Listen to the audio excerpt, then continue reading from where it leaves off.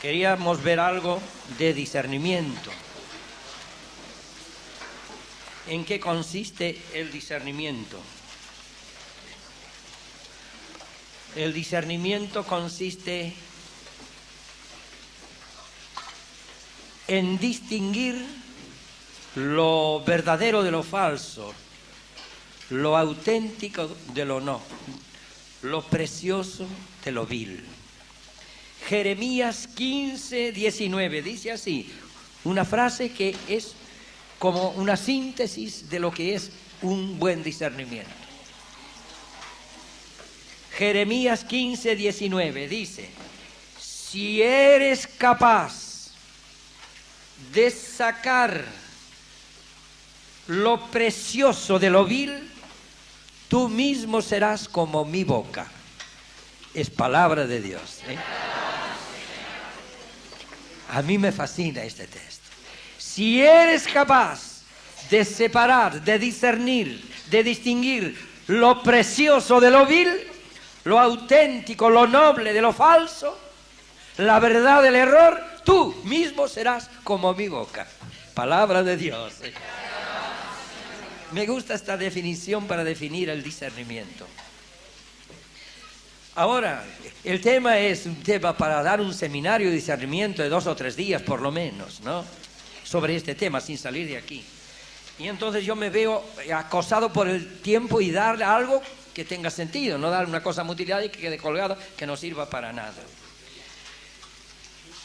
El discernimiento consiste, claro, hay muchos tipos de discernimiento, pero el discernimiento espiritual consiste en distinguir toda sugerencia, moción, consejo, decisión o manifestación, si es de Dios o no es de Dios.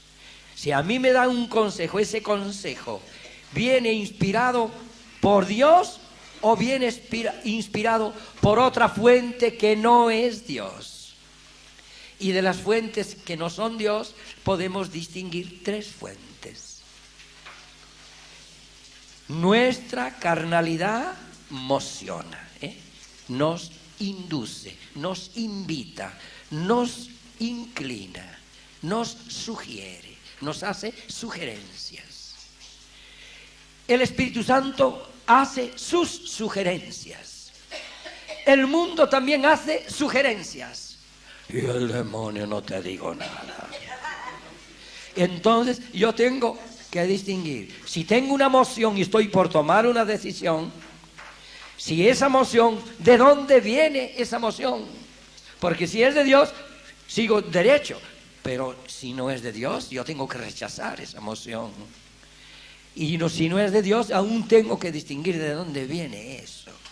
Si alguien se apersona a la puerta de mi casa y viene... Quiero darte una profecía, José.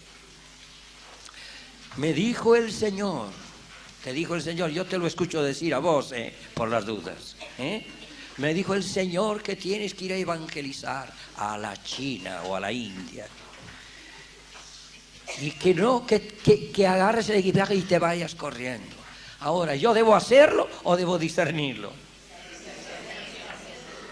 Tengo que discernirlo. Entonces, al discernirlo, para ver si eso viene de Dios o viene de dónde. Puede venir de la carnalidad, puede venir de una manía de esa persona, puede venir que esa persona viene inspirada por un mal espíritu, o puede venir porque, qué sé yo, del mundo, demonio, carne, son las tres fuentes, no hay más. Por eso el discernimiento de espíritu es una disciplina que se puede estudiar y se puede lograr una síntesis. Es un tema difícil, muy escurridizo. San Ignacio de Loyola pasó grandes tiempos haciendo discernimiento y preparando una escuela de discernimiento, y sin embargo tiene muchas cosas que no cierran, porque se confunde una cosa con la otra. Mire, yo he leído las conclusiones de un congreso de discernimiento que hubo en la Comunidad Emmanuel de París, hace como 15 o más años. Y entonces fue una semana y han buscado ahí formar un esquema que sirva para discernir un discernimiento que sea apto para la renovación carismática. ¿Por qué? Porque fueron las comunidades carismáticas quienes necesitaban un discernimiento fácil, sencillo, que tuviera algo, un esquema concreto que pudiera ser utilizable. Y esas conclusiones llegaron a mi poder, de manera que yo no inventé. Estudié bien esas conclusiones, las fui aplicando, las fui decantando y damos un seminario de discernimiento. Y entonces podemos presentar así el panorama. Hay dos tipos de discernimiento. Una persona puede llegar a tener un discernimiento carismático o un discernimiento adquirido. El discernimiento carismático es un don del Espíritu Santo que da Él a quien quiere, sin tener en cuenta a veces ni siquiera el nivel jerárquico ni el nivel cultural de la persona que lo recibe. Sin embargo, se cree que hay un límite, que el Espíritu Santo no da a todos el carisma de discernimiento. ¿Y a quienes no les daría ese carisma? Pues no se lo daría partiendo de un principio, de que el Espíritu Santo no es tonto.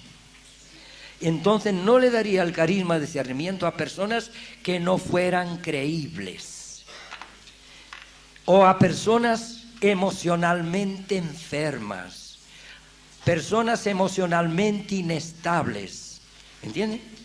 A personas que no estuvieran equilibradas.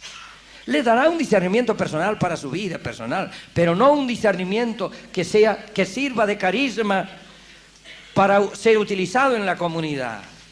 Porque en la comunidad puede haber una persona que recibe el carisma de discernimiento y entonces es reconocido, y entonces cualquier cosa, esa persona es reconocida como que tiene el don de discernimiento, el carisma de discernimiento, y entonces se la escucha y entonces se discierne también al que tiene el discernimiento.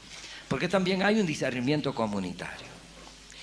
Ahora, el discernimiento carismático como don del Espíritu Santo es algo dado, no es merecido, no depende del nivel de santidad de la persona que lo reciba.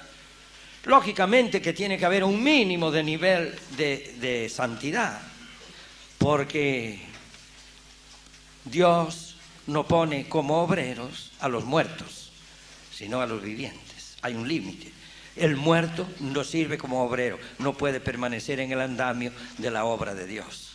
Pero a los vivientes, a los que tenemos una vida más o menos aceptable espiritual, Dios, cualquiera de nosotros puede venir, elige y le da el carisma de discernimiento.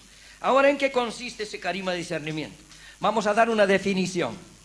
Los que tienen los grabadores, grábenla porque la voy a leer. Esto hay que aprendérselo como de memoria. Es una suerte de instinto sobrenatural por el cual se capta intuitivamente el origen de las mociones, pensamientos, deseos. Un deseo, tengo un deseo, hay que discernir el deseo. Encantos, me encanta eso. Manifestaciones, revelaciones o supuestos carismas o cosas por el estilo. O sea que es una enumeración enunciativa, no es taxativa. O cosas por el estilo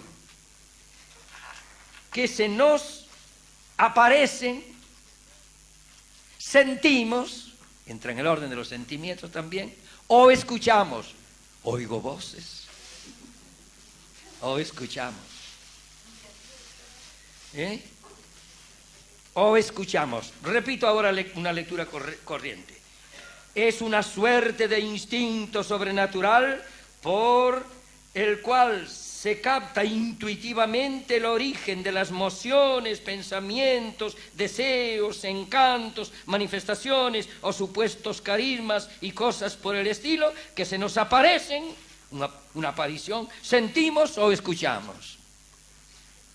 Como cualquier otro carisma, no está asociado necesariamente a la santidad o perfección de la persona que lo ejercita, ni con su importancia jerárquica, ni depende del nivel de los estudios. Está dado por el Espíritu Santo para edificación y protección de la comunidad.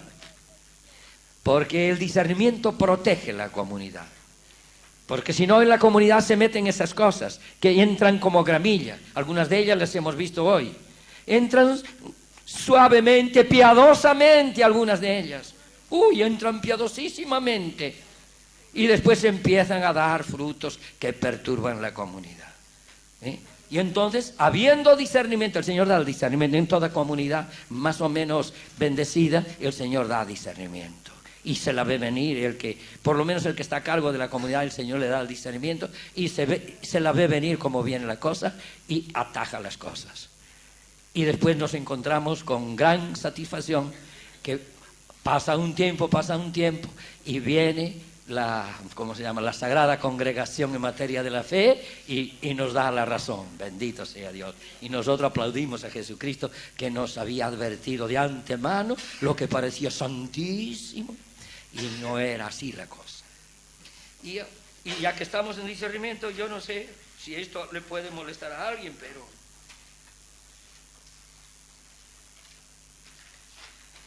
empezó a correr una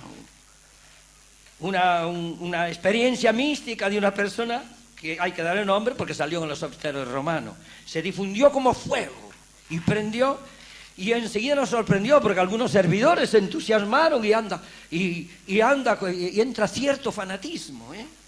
Hay que tener una cosa en cuenta, que el fanatismo no es virtud. Anoten eso y después disciérnanlo también, a ver si lo que queda dicho. El fanatismo no es virtud. Dios nos dio talentos y quiere que seamos buenos discernidores. Y entonces hay una cosa, mira, por ejemplo, nosotros tenemos el deber también de no promover espiritualidades y experiencias de místicos cuestionados por la autoridad eclesiástica. Por ejemplo, Vasula Riden, que fue desautorizada por la Congregación para la Doctrina de la Fe, que es la máxima autoridad en temas doctrinales de la Iglesia en la Santa Sede. Entonces, lean el Observatorio Romano del 3 del corriente, 3 de noviembre del 95. Está desacreditada y desautorizada esas revelaciones proféticas de la señora o señorita, no sé, Vasula Riden.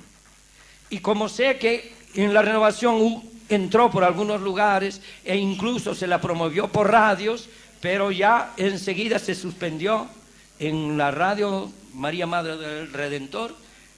El padre José María Pichel ya prohibió que se difunda semejantes revelaciones. Y yo tengo el deber moral de aquí, que ya que estamos en un lugar que aquí corre para todo el país la información, de hacerlo saber también que la señora Vasula fue desautorizada por la Santa Sede. Pero pisaba fuerte para que tenga que intervenir el Vaticano. Quiere decir que pisó fuerte, porque el Vaticano no interviene por cualquier cosita. No, yo me pongo a profetizar, el Vaticano mañana no va a sacar un decreto. Va a decir, déjenlo que hable. Quiere decir que se le dio importancia. Bueno, muy bien. Pero hay un discernimiento que no es carismático. Y es un crecimiento que es adquirido según crecemos en fe y en experiencia de Dios. Nuestro crecimiento en fe va acompañado también de un crecimiento en materia de discernimiento. ¿Cuáles son los caminos naturales para crecer en discernimiento? Mire, muy sencillo. Jesús dice que mis ovejas escuchan mi voz y la distinguen. Si les habla un falso profeta, otro pastor, no le siguen porque no reconocen la voz de su pastor. Por eso las mías escuchan mi voz, me reconocen, yo les silbo y ellas vienen, me siguen. Y a mí me hace recordar una vez que tenía un cuñado que tenía un perrito y un día nos fuimos al campo. Al llegar al campo el perrito levantó vuelo, se disparó y no lo vimos más, entró en un bosque. Y entonces yo le empecé a silbar al perrito, nada. Y me dice mi cuñado, que era el dueño del perro, déjame que silbe yo. No sé qué silbido, y al ratito aparece el perrito moviendo la cola. Bueno, en discernimiento es algo parecido. Para crecer en discernimiento hay que crecer en conocimiento de la persona, de la palabra y hasta del estilo de Jesucristo. En literatura se dice que el estilo es la persona. Y muchas personas se las reconoce un escrito, aunque no lleven la firme, porque la lees y dices, este es de fulano de tal. ¿Por qué? Porque tiene un estilo. El estilo delata quién es el autor. El estilo es la persona. El estilo es como el identikit de la persona. Cristo tiene un estilo. Si yo leo los evangelios, si yo escucho la palabra de Dios, si yo leo la palabra de Dios, si yo tengo trato con Dios y tengo oración íntima con el Señor, yo me voy acostumbrando a la voz del buen pastor. Y ahora viene una profecía y yo enseguida la confronto con la voz del buen pastor. Y veo que si armoniza con el estilo, si armoniza con la doctrina, si armoniza con el magisterio de la iglesia, si armoniza con la convicción interior, porque el Espíritu que mora en mi corazón, que mora en mí, me está diciendo, ¿soy yo o no soy yo? Porque el Espíritu Santo es la bocina de Dios, es el locutor de Dios. El que tiene el Espíritu Santo tiene un asesor espiritual fantástico en su interior. Y como conoce el Espíritu Santo, es el Espíritu de Cristo y conoce el estilo de Cristo, y los deseos del Espíritu son los deseos de Dios, que clama constantemente por los que le pertenecen. Yo enseguida, el Espíritu Santo que mora en mí me dice, no le crees. O sea, pero eso se va creciendo en fe, se va creciendo en gracia, se va creciendo en conocimiento del buen pastor, y yo voy creciendo en discernimiento. No es de tipo carismático, no es así dado, como quien recibe una lotería de la noche a la mañana. No, es adquirido con esfuerzo, sostenido. Así se crece en discernimiento. Pero hay otros elementos que coadyuvan a crecer en discernimiento. El primero entonces es crecer en conocimiento de la palabra de Dios, porque es la palabra de Dios la que da a conocer a Dios. Segundo, por el testimonio de vida que en el correr de los siglos han tenido experiencias fuertes de Dios. La vida de los santos, que ahora no está de moda, nadie lee la vida de los santos. Sin embargo, la vida de los santos es una fuente riquísima para crecer en discernimiento, porque ahí vemos ya por dónde anduvo la onda del Espíritu en ese hombre, cuáles fueron sus luchas, cuáles fueron sus errores, sus equivocaciones y sus aciertos. Entonces yo estoy aprendiendo en cabeza ajena.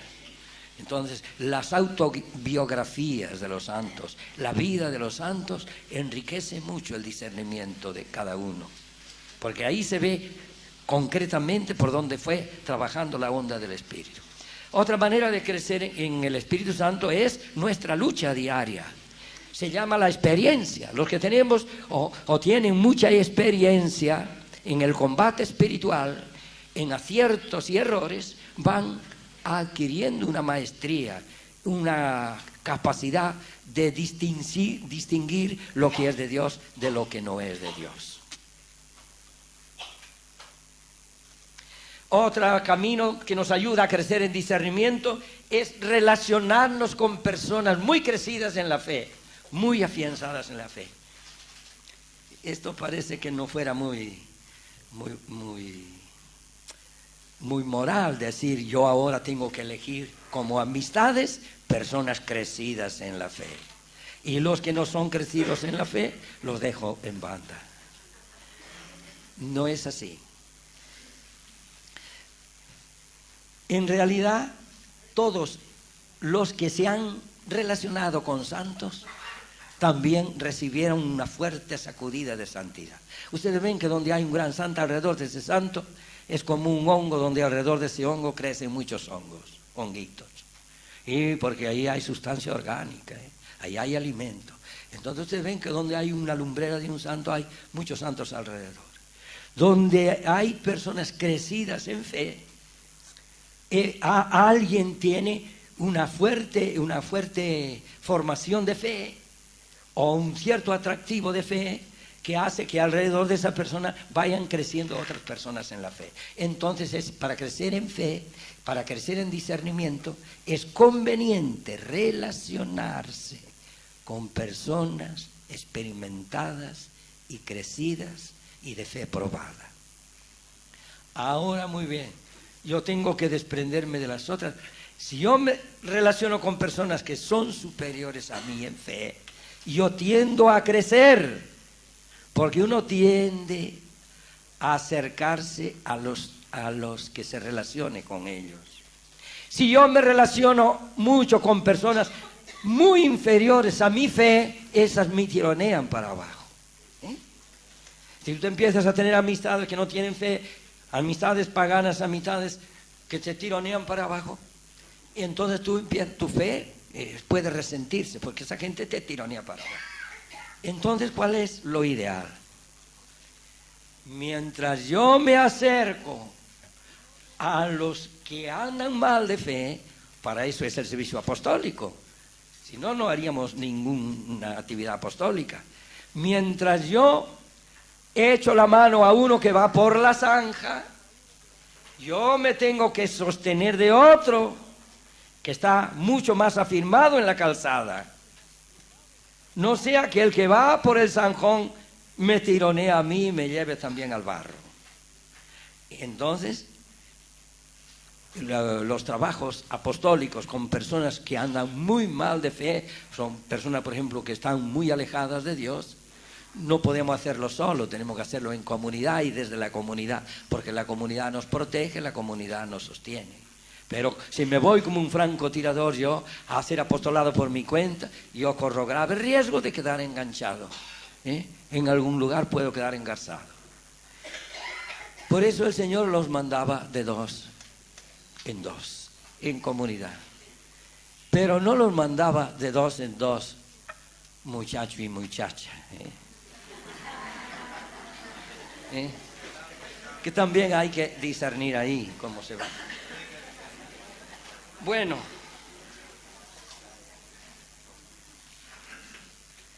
otro camino para crecer en discernimiento es la oración personal.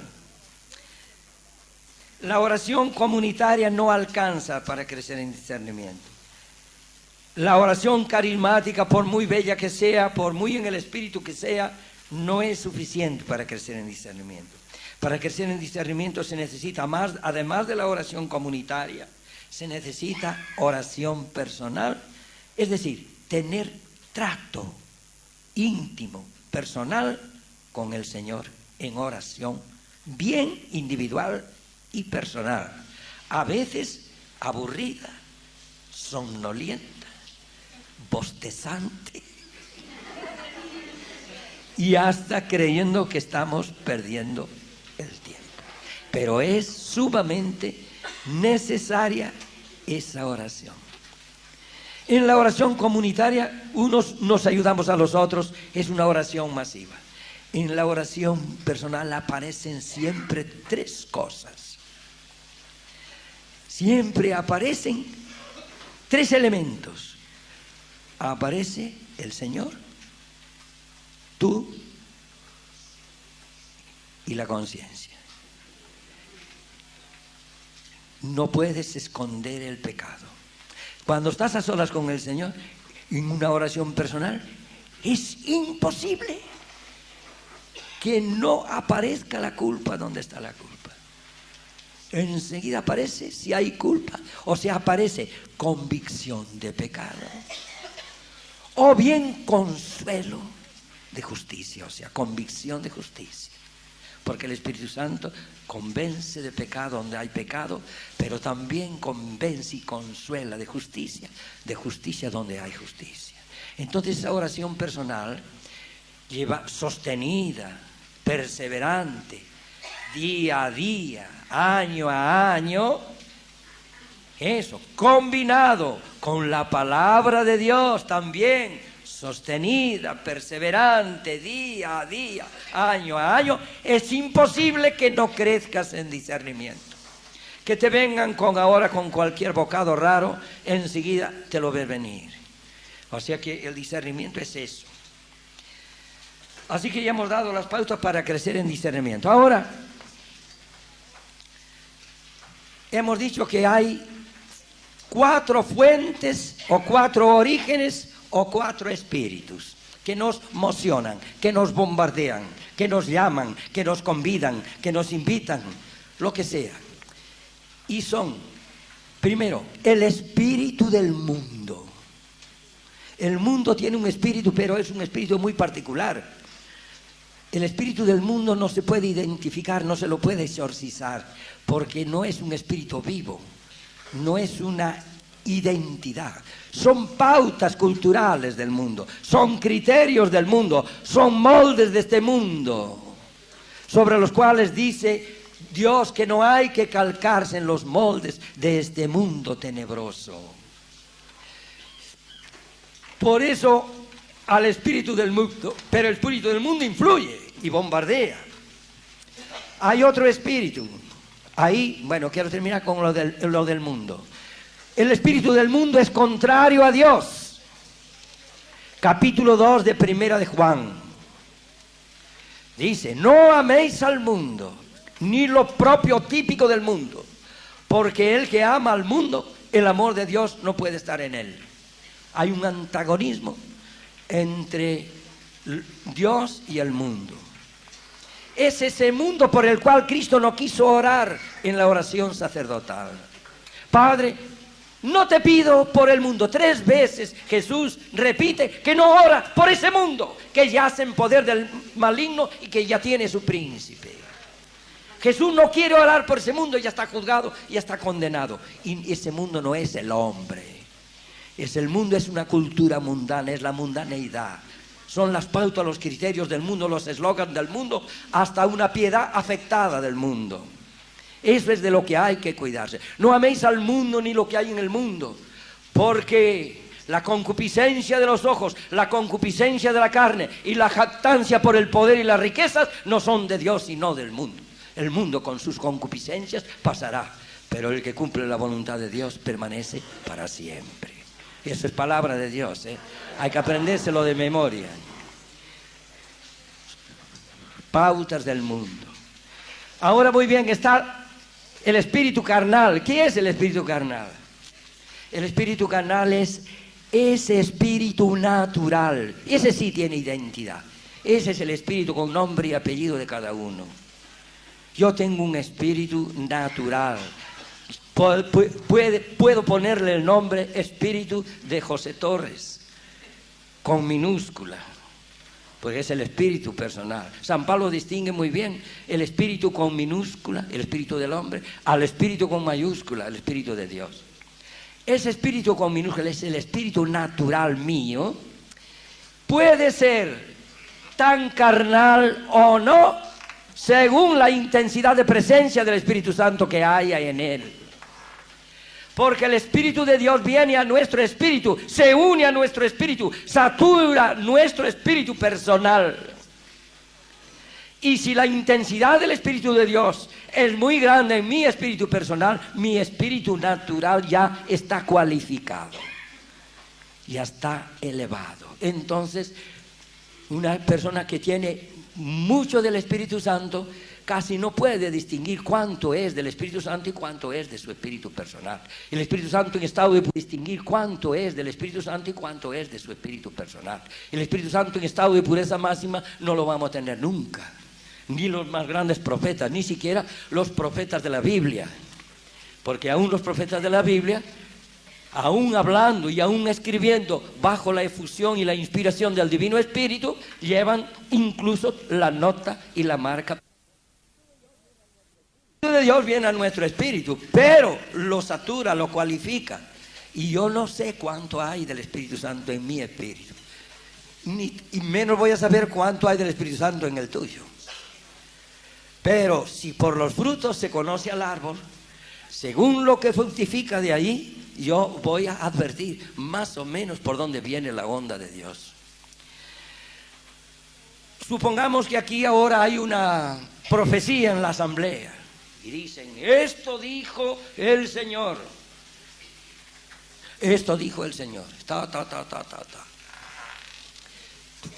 Esa profecía puede venir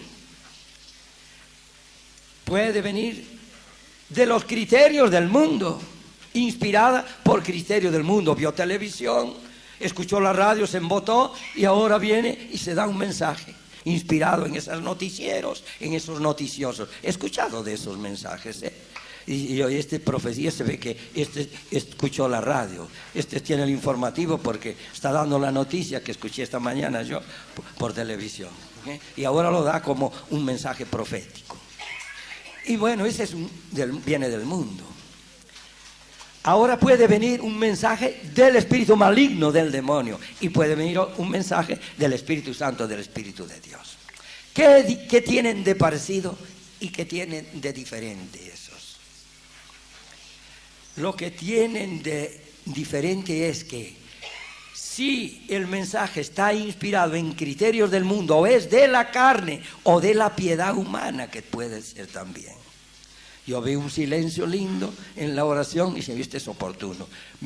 Aquí, si no la tengo, la invento, pero una profecía hay que darla. Aquí hace falta una profecía. Hay una falta de profecía. Ahora, esa profecía no tiene poder. No modificó ni fu ni fa. Es lo típico, las profecías inspiradas en criterio del mundo, o las profecías de la carne o aún de la piedad humana, meramente humana, no tienen poder. Pero las otras dos sí tienen poder. Una profecía del espíritu maligno tiene poder, pero un poder negativo. Y la profecía que viene inspirada por el Espíritu Santo tiene poder. Se parecen ambas en que las dos tienen poder y modifican el clima, modifican el estado de fe de la asamblea. Si viene una profecía del demonio, del espíritu maligno, enseguida crea malestar, desconfianza, desazón, o sea que todos se vuelven contra todos. O sea que hubo un poder demoledor, un poder negativo ahí. Si la profecía es del Espíritu Santo, enseguida crecemos en amor, crecemos en fe, crecemos en esperanza. El fruto del Espíritu, paz, alegría, benignidad, mansedumbre, enseguida empieza. O sea que crece la alabanza, crece el espíritu de oración, crece la sumisión y el deseo de obedecer a Dios. O sea que hay un fruto positivo del Espíritu Santo. Hay un fruto negativo que crea desconfianza, malestar, se corta la oración, todo el mundo mira con desconfianza unas otras, otros tienen ganas de huir. Ahí dejó caer la bomba de azufre el enemigo. Bueno, se terminó el cuarto de hora. Sin embargo, le quería mostrar las pautas de discernimiento, aunque sea en 2 minutos. Los criterios de discernimiento. Si yo tengo que discernir, vamos a suponer que tú crees que tienes una vocación religiosa o sacerdotal, que son las más difíciles de discernir, una vocación. ¿Esto que te parece una vocación será de Dios? Entonces tengo que pasarla por los criterios de discernimiento. Los criterios de discernimiento, en rigor, son 4, pero podríamos agregar uno más. El primer criterio de discernimiento es la convicción interior. Si yo tengo el Espíritu Santo a mí me va a emocionar y me va a advertir si esa supuesta vocación es o no es de Dios. Pero como yo puedo estar muy entusiasmado por la oración, estar pasando por un momento de derramamiento del Espíritu, entonces capaz que quiero tomar una decisión heroica y quiero consagrarme al Señor. Y a lo mejor no es así. Hay que dejar que se calmen las aguas, que pase la tempestad. Enfriar, dejar correr el tiempo. Porque la convicción interior puede estar afectada por un momento de grandes consuelos, por un tiempo de gran frescura espiritual, pero después no va a ser siempre así. Van a venir las sequedades, van a venir otros tiempos de desolación, Entonces vamos a ver si perdura esa vocación, ese deseo de consagrarse cuando vengan las desolaciones. Por eso hay que dejar correr el tiempo.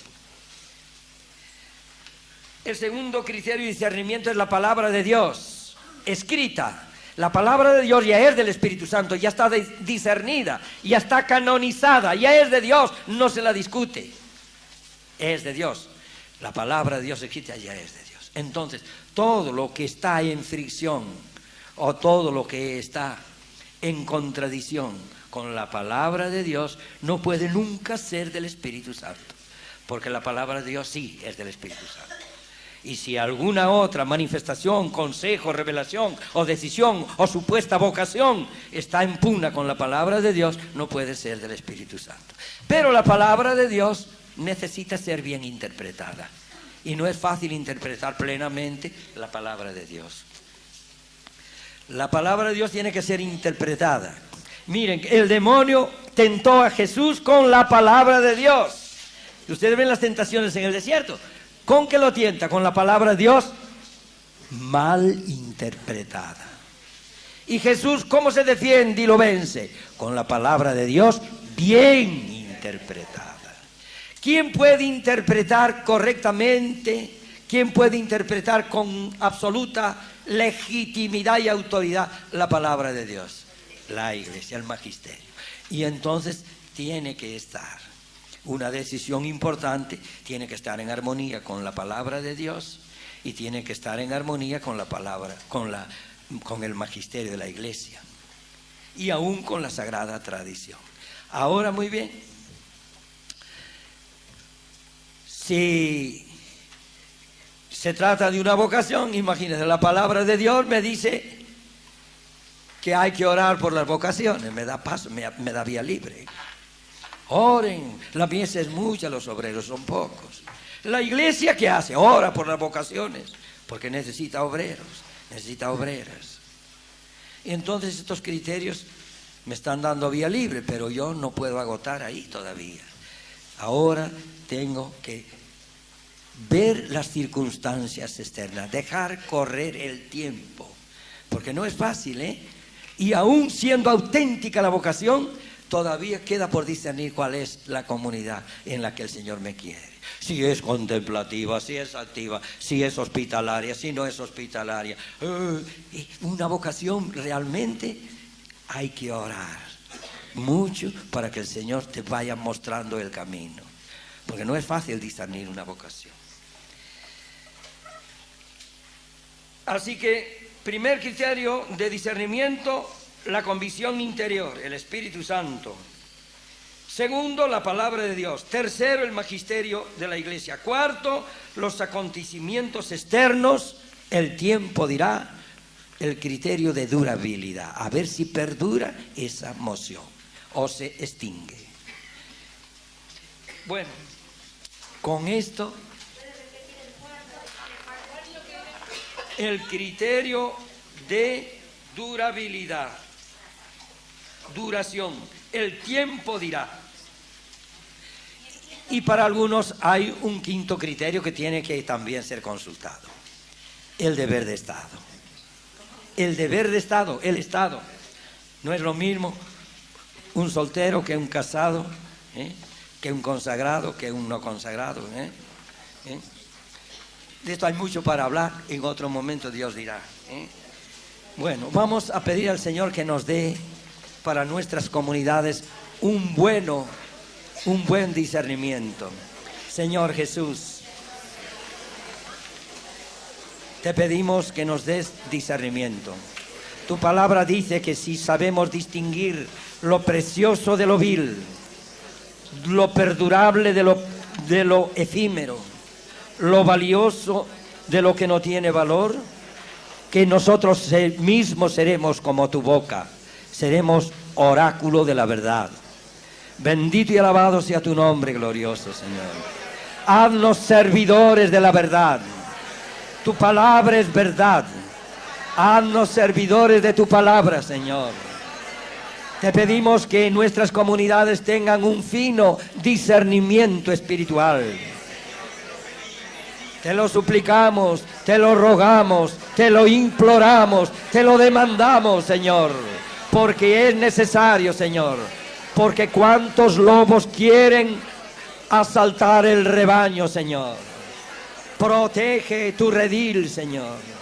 Envía tu santo ángel y suscita hombres y mujeres llenos del Espíritu Santo que sepan distinguir lo precioso de lo vil, lo verdadero de lo falso, sí, lo santo de lo impío. Bendito sea tu nombre adorable. Eso es lo que te pedimos, Señor.